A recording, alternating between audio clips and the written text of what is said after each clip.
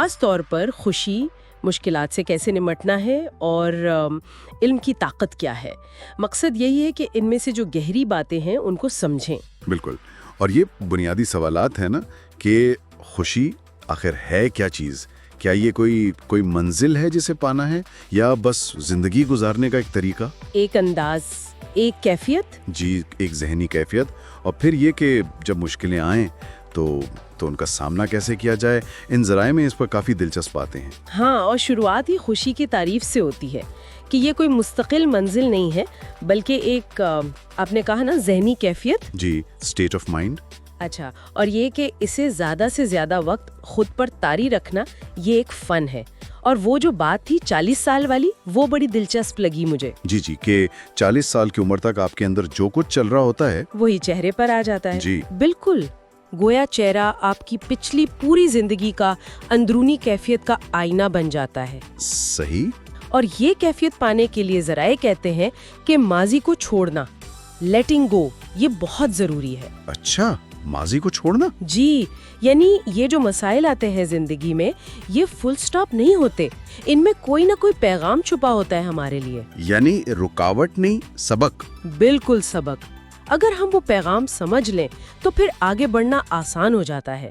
اور غم کو تو دیمک کہا گیا ہے. دیمک کیوں؟ کیونکہ وہ اندر ہی اندر کھا جاتا ہے انسان کو. تو اس سے پہلے کہ وہ آپ کو ختم کرے، آپ اسے ختم کر دیں. تو اس سے نمٹنے کا طریقہ کیا بتایا گیا ہے؟ صبر اور اپنے مالک کی طرف، اپنے یقین کی طرف رجوع کرنا. وہ مثال بڑی اچھی تھی ریلوے اسٹیشن والے بیگ کی. ہاں، وہ لاوارث بیگ والی. جی، کہ جب تک بیگ لاوارث ہے بہت بڑا مسئلہ لگتا ہے، لیکن جیسے ہی مالک آ جائے لگتا ہے مسئلہ ہی کوئی نہیں تھا، ذمہ داری لینے والا آ گیا. صحیح. تو اپنا بوجھ، اپنی مشکل اپنے مالک کے حوالے کر دینا، اس سے ہلکا پن محسوس ہوتا ہے. بالکل، بوجھ ہلکا ہو جاتا ہے. اچھا، یہ تو ہوئی مشکلات کی. لیکن پھر انسان کی اپنی صلاحیتوں کی بات بھی ہے. وہ وم ہوف کی مثال یا محمد علی کی. جی، غیر معمولی صلاحیتیں. وم ہوف جو اتنی سردی برداشت کر لیتے ہیں، محمد علی دی گریٹسٹ. تو کیا یہ صرف خاص لوگ ہیں یا یہ ہم سب کے اندر کی کسی پوٹینشل کی طرف اشارہ ہے؟ یہ بہت اہم سوال ہے. ذرائع میں ڈاکٹر ڈیوڈ ہاکنز کا ذکر ہے. ان کی تحقیق ہے شعور کی سطحوں پر، لیولز آف کانشسنس. اچھا، وہ کیا ہے؟ ان کے مطابق ہم سب مختلف توانائی کی سطحوں پر جی رہے ہیں. زیادہ تر دنیا، وہ کہتے ہیں، ایک اوسط نسبتاً کم توانائی کی سطح پر ہے. کم توانائی مطلب شاید مستقل غصہ، خوف یا شکوے شکایت کی کیفیت. لیکن اس سے بہت بلند سطحیں بھی ممکن ہیں، جیسے محبت کی سطح یا روحانی سکون کی. تو یہ صرف سوچ نہیں بلکہ کوئی قابل پیمائش توانائی کی سطح ہے. جی، وہ اسے نمبرز بھی دیتے ہیں. محبت کو شاید 500، روحانی بیداری کو 700 یا اس سے بھی اوپر. ان سطحوں پر دنیا بالکل مختلف نظر آتی ہے.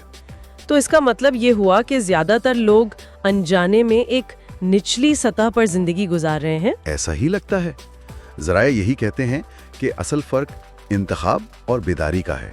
Choice and awakening. انتخاب یعنی ہم چن سکتے ہیں اپنی سطح. جی، کیا ہم حالات پر بس فوری رد عمل دے رہے ہیں یا سوچ سمجھ کر اپنی اقدار کے مطابق جواب دے رہے ہیں؟ یہ بیداری ہی ہمیں اوپر لے جا سکتی ہے. اور اس سفر میں علم کا کیا کردار ہے؟ علم اور سیکھنا کلیدی حیثیت رکھتے ہیں. لیکن ایک بڑی دلچسپ بات کہی گئی ہے علم کے بارے میں. وہ کیا؟ کہ ہر کتاب نہیں پڑھنی، صرف وہ کتاب پڑھنی ہے جس کی آپ کو اس وقت ضرورت ہے. بالکل، جیسے میڈیکل سٹور سے آپ صرف اپنی بیماری کی دوا لیتے ہیں. واہ، یہ تو بڑا عملی نکتہ ہے. یعنی علم برائے علم نہیں، علم برائے ضرورت. بالکل، اور صرف کتابیں ہی نہیں، نئی چیزیں سیکھنا، نئے تجربات کرنا. اچھا، یہاں تک کہ ان موضوعات یا لوگوں کو جاننا جن سے ہم عام طور پر کتراتے ہیں، جنہیں شاید ٹیبو سمجھا جاتا ہو. ایسا کیوں؟ کیونکہ یہ چیزیں ہماری سوچ کو وسعت دیتی ہیں.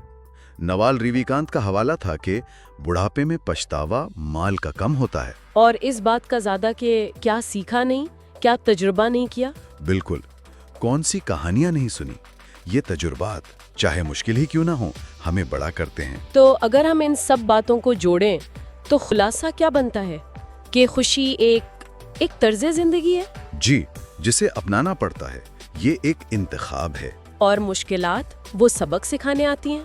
ہاں، وہ استاد ہیں، ان سے سیکھ کر آگے بڑھنا ہے۔ اور علم مسلسل سیکھتے رہنا، وہی ہمیں ذہنی طور پر زندہ رکھتا ہے، بیدار رکھتا ہے، اور شاید ہماری توانائی کی سطح کو بلند کرنے میں بھی مدد دیتا ہے۔ صحیح۔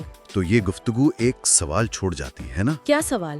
یہی کہ کیا ہم اپنی روزمرہ زندگی میں اپنی توانائی کی سطح کا، اپنے رد عمل کا، اپنی خوشی کا انتخاب کیا ہم یہ شعوری طور پہ کر رہے ہیں؟ یا بس معاشرے کے ساتھ بہے جا رہے ہیں؟ جی، یا بس غفلت میں ہیں؟ اور وہ کون سا علم ہے، کون سا تجربہ یا کون سا انسان ہے جسے ہم نے نہیں چھونا سمجھ کر ایک طرف رکھا ہوا ہے؟ جبکہ شاید اسی میں ہماری ترقی کی کنجی چھپی ہو۔ بالکل، شاید وہی ہماری اگلی منزل کا راستہ ہو۔